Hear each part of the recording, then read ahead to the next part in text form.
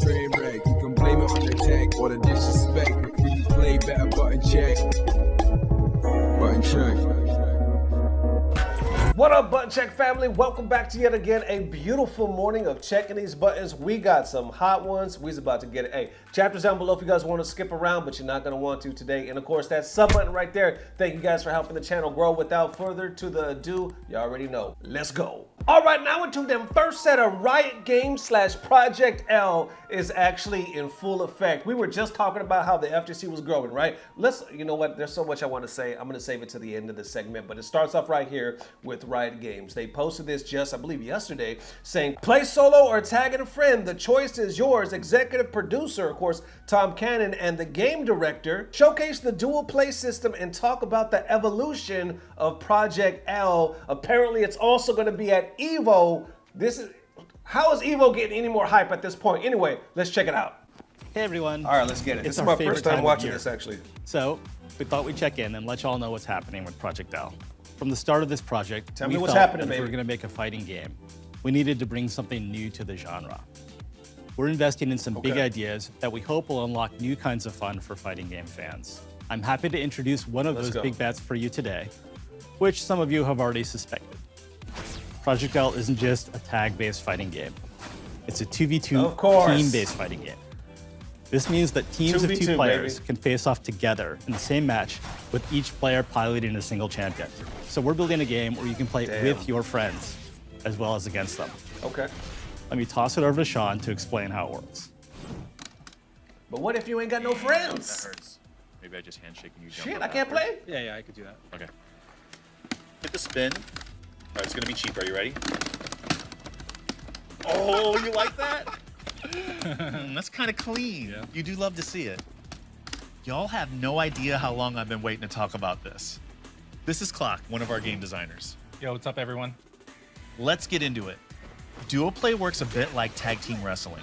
One player controls the champ on stage, and the other waits off screen for their teammate to find the right moment to tag them in. In our last update, we showcased some of our tag mechanics, all of which were designed from the ground up to encourage teamwork. Sharing in victories, defeats, performing combos together, or saving your partner in a clutch moment are just some of the new ways you can experience the game as a duo. Project L will support 1v1, 2v2, and even 2v1 matchups. So don't worry, solo players. You can still play as a solo tag team fighter and control both champs at once. Fight your own battles or bring a friend. The choice is yours. Time to throw down. Whatever your setup, our systems are designed to feel fluid and rewarding for players on stage and off screen. And that starts before you even get into a match. Before the game starts, each team can choose to customize how their champs play together with something we're calling the Fuse system. With fuses, you can choose between powerful synergies that change up your duo's playstyle and really allow player expression to shine. So this is. I want to talk about one. So this is what they were talking about, kind of like CBS 2, right? This allows your team to throw out 2 assists back to back instead of just 1. With each champion having 2 assists and some of them being chargeable, there is a lot to discover. But you can always change your fuse for the next match to find out what feels right. We're really excited for all the possibilities here and can't wait to see what you come up with. Team play is at the heart of Project L's design and the foundation of the game overall. We know it's a difficult design challenge to get right, but we spent a lot of time figuring out how to make duo play something truly unique and special for you all to enjoy and master. Damn. I'm mean, sure that you've looked got pretty loads dope, of questions, though, man, for so real. keep them close, because I have Yes, one I more thing do. to tell you all. I'm thrilled to say that Project L will have a playable demo at EVO, where you can come try out the game on the show At floor. EVO, this is what everybody's We'll have talking 4 about. champions available, no sign-up required. Whether you're attending or not, look out for another update with more reveals soon. In the meantime, go check out this full 2v2 match between 4 of our devs. Link in the description below. Thank you all for watching, and see you in Las Vegas. Holy crap. Holy crap. There it is. Ladies and gents, shit. As if we didn't need another reason to make ourselves feel bad for not being able to go to this year's EVO. Holy shit. Oh my God, I think some of us were expecting this to be announced at EVO, not before EVO, but I guess they did it because they're letting people know, hey, we're gonna be at EVO. Not only can you play, God, you can play MK1 at EVO, you can play Tekken 8 at EVO, and now you can play Project L at EVO. Damn, I got so many questions. Of course, I'm gonna keep putting the FGC reactions on the screen. It's only getting bigger, it's only getting better. And of course, like he said in the beginning, a lot of us already thought that it was gonna be team-based. Why? Because they're going after that esports demographic. Mostly esports mainstream, right? It's all teams. It is all teams. A lot of people thought that's why the FGC or fighters in general was behind the times, because it's a single individual gaming genre, right? Well, now they're going after the team base. Maybe more people are going to get into it. They're going to bring everybody that's, you know, down with League of Legends, trying to open up that fan base, open up the FGC, and now you got teams. And it's interesting because you can still do the 1v1. Obviously, they would need to do that because if you're playing online by yourself, you can still play. But I'm interested to see is what tournaments are going to major in the most.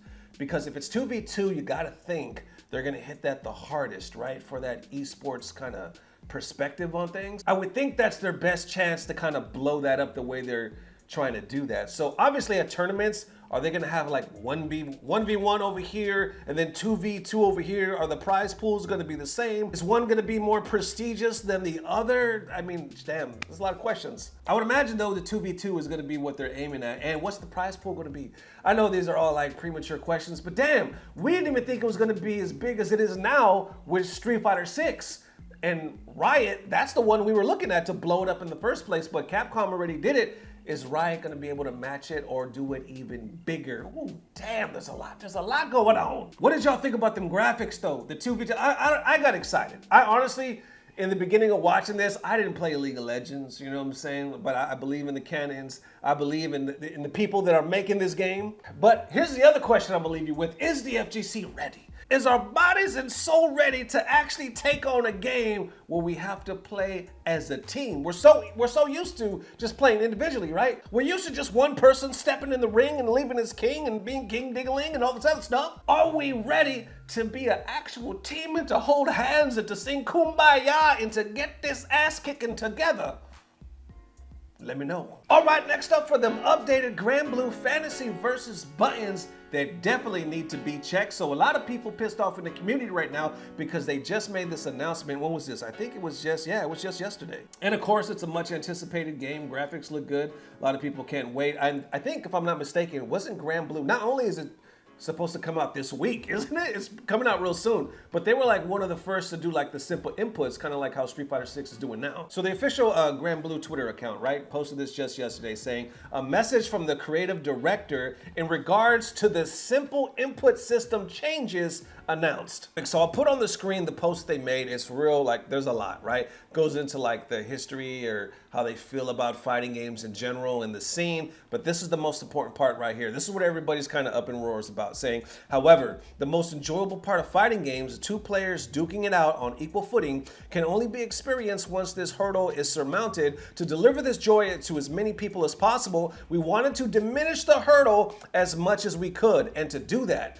we've decided to remove the disadvantages from using simple inputs. They go on right here saying technical depth such as deciding in the moment whether to go simple or technical input may be lost, but we do not believe that this will make the game a shallower experience. We put a lot of effort into creating a number of fresh mechanics that'll make the use of simple inputs so players can have fun with a variety of new techniques and strategies for each character. Along those lines, fighting games by their very nature get more complex as rosters expand, but we believe unifying input properties will ease the pace of this snowball complexity. Despite this change, I imagine that many veteran fighting game players, including myself to be honest, will instinctively use the technical input despite the existence of simple inputs. Not to mention the pressure of a match can be intense, so accidental misfires can happen in battle. So to this end, we've made it possible to disable technical inputs in the setting. But this is also interesting down here because they say we want to hear your feedback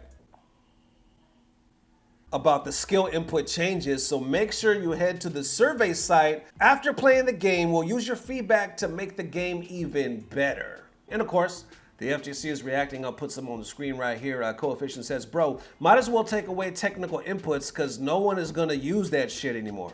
I personally think there was no reason for this change because no one was complaining about the inputs in the vanilla version. Kinda silly, to be honest. Momo adds this, saying the technical hurdle for fighting games isn't a fireball motion, but the fact that 50% of the people refuse to hold back and block and just get punched in the face repeatedly, then blame the game. And some along that line as well. I see Jay Berry say, I don't agree with this change, the newcomer or not. There should not be a reward for technical inputs. Having the same damage gives no incentive to learn how to do the technical inputs. And Venom adds saying, we added rollback and everything you guys wanted just to kill the game in one easy step. Okay, and there you have it. And of course, I'll continue to put more, but damn, how y'all feeling? That's what I said. That's why I made that face when they said, we look forward to your feedback, because they're releasing this game like right before they released the game, they made this bombshell of a change, right? You would think they would have did it like a long time ago. That way they can get feedback before the game releases. And let me know if I'm just way off the mark, but it just seemed like a little too soon, too late, does it not? I don't know, man, but what I do know is esports,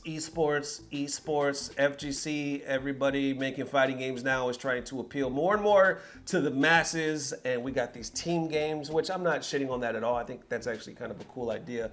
We got people going for easy inputs, we got better netcode, we got everything catering and ushering to the way of esports. And of course, we've had that debate many times, and we're gonna continue to have it because it's something that's not going away. Whether you think it's good or bad, it's definitely something that's here to stay, and it's only getting bigger. How y'all feeling? Let me know. There it is, one more again. Definitely let me know how you are feeling. Man, it's a lot. There is a lot. And like I said, EVO is just getting bigger and more exciting and depressing all the rest of us that don't get to go. But hey, it is what it is. Thank you guys for tuning in and helping the channel grow, all the Patreons and whatnot. We will see you soon. If not tomorrow, which I'm probably going to shoot for tomorrow. But if not tomorrow, definitely the next day. Love y'all forever. And as always, I don't know what it is, but I know it's about to get better. Peace. Blah, blah, blah. Subscribe. And now for your moment of FGC bliss. So Azeez, right, posted this saying, my suggested Honda buffs for season 2. I agree, by the way. Enjoy.